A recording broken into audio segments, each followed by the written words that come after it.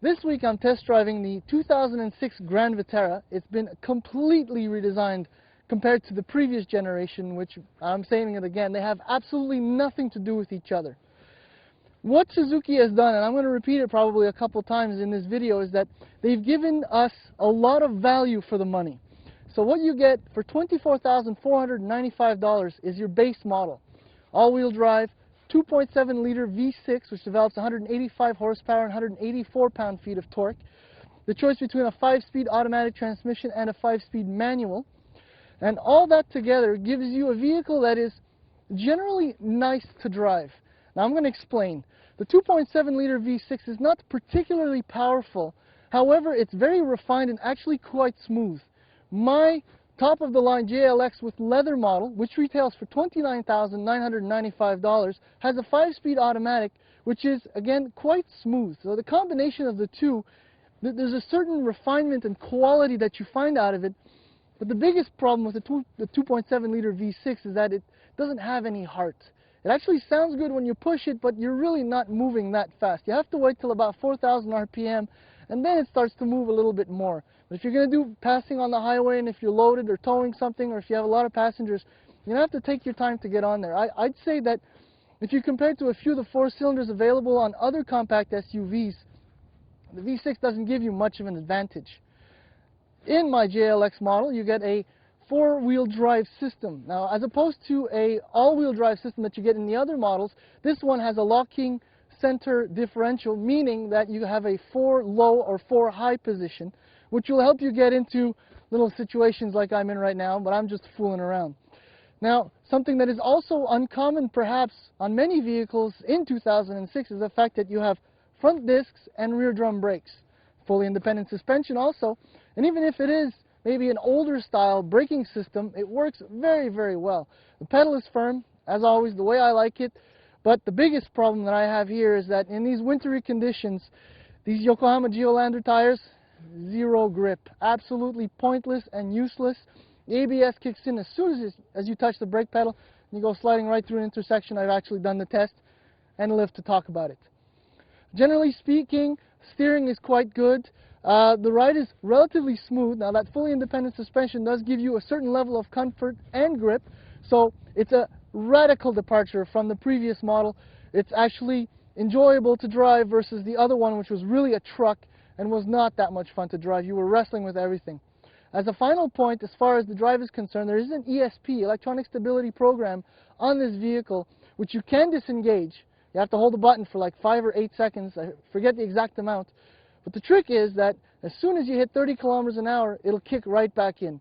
So if you couple that with the crappy tires, it's kicking in all the time, and that is really ruining the overall appeal of the drive of the truck. So if I continue on that value theme that I was talking about the Grand Vitara, well, where it begins is really on the inside. The layout is quite nice. It actually looks upscale, even though you will have paid under $30,000 for a truck like this.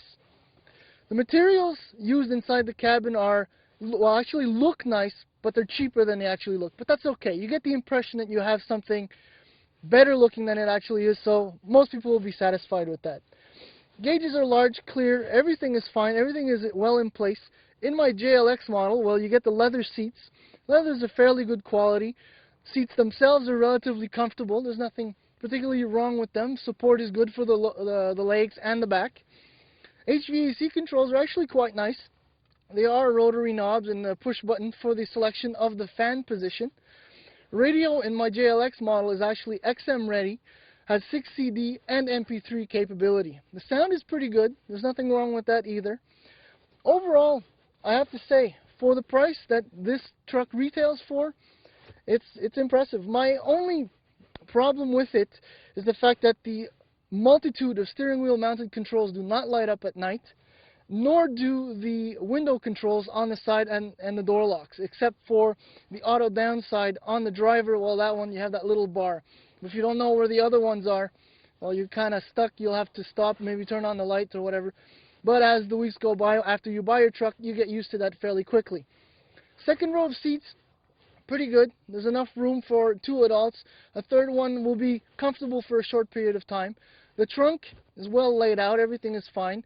Something that's important too is that instead of having a hatch, you actually have a door that opens up towards the curb. That's sometimes a source of complaint for people, but if you're, say, over 6 feet tall, well, you'll be very comfortable. You won't have to watch out, for knocking your head. Now, generally speaking, the interior of the Grand Vitara is way up there. I'd say it's nearly as nice as the CR-V, in my opinion, which is the nicest one. The only thing that it might be short on is the quality of the plastics, but again, it's quite nice. So, to conclude, the new 2006 Grand Vitara has taken a huge step forward. I will go so far as to say that it's probably now a leader in its category. Compared to the CR-V, the new RAV4, however, I have not test driven it, but I'm going to say that this is probably your best pick. If you're looking for a compact SUV that has some real off-road capabilities, this is probably one of your better picks. Now, the only question is how reliable will this truck be? Typically, Suzuki products are quite good. Maintenance costs are quite reasonable. Hopefully, we can expect the same thing from this Grand Vitara, and I assume that that will be the case. The drive is very enjoyable. I use that word a lot, and it does apply in the case of this compact SUV. And I think that certainly, if you want a lot for your money, you want a truck that will take you where you need to go with the versatility, the utility, Grand Vitara is certainly one of them that you have to take for a test drive to find out more for yourself.